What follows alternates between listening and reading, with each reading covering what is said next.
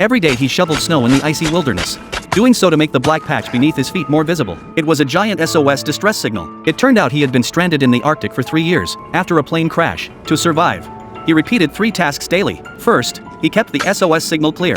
Second, he gathered fish from his ice traps, though he caught a small fish that day.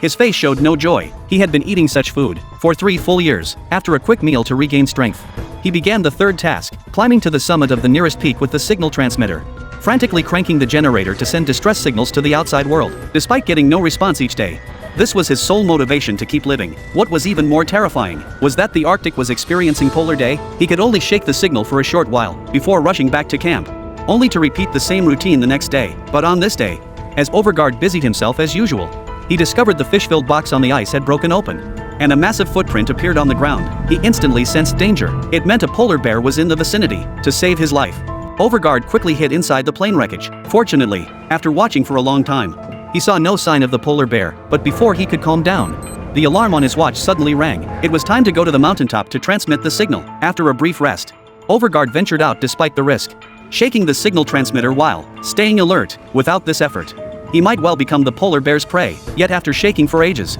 the transmitter still gave no response. Just as he prepared to return in disappointment, the indicator light suddenly turned green.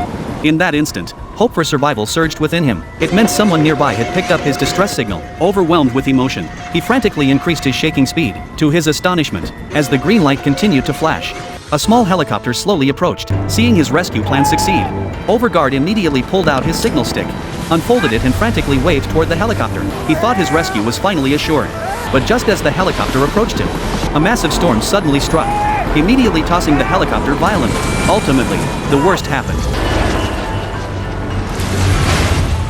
Seeing this scene, Overgaard's mood sank instantly, but he had no choice. He could only sprint toward the helicopter wreckage to rescue anyone alive. When he finally pulled the pilot out, he discovered the man had suffered a head injury and had stopped breathing. Just as he sank into despair, he realized the woman in the co-pilot seat was still breathing. Without a moment's hesitation, Overgaard pulled her from her seat.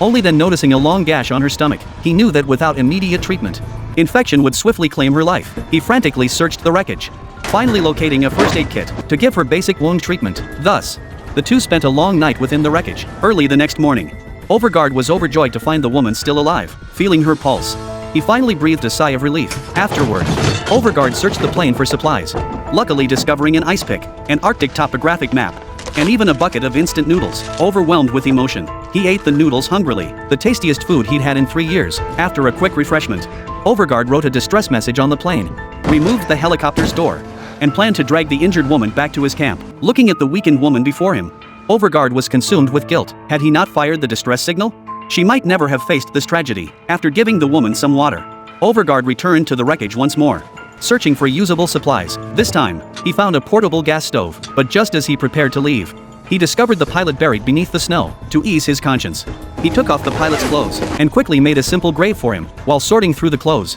he unexpectedly discovered a lighter inside, a treasure beyond measure to him, meaning he would never have to eat raw food again. However, as he continued searching, he found a photograph. Only then did Overgaard realize the woman and the pilot were a married couple who had recently welcomed a newborn child. This intensified his guilt, and he silently vowed to himself he would survive in the Arctic with this wounded woman.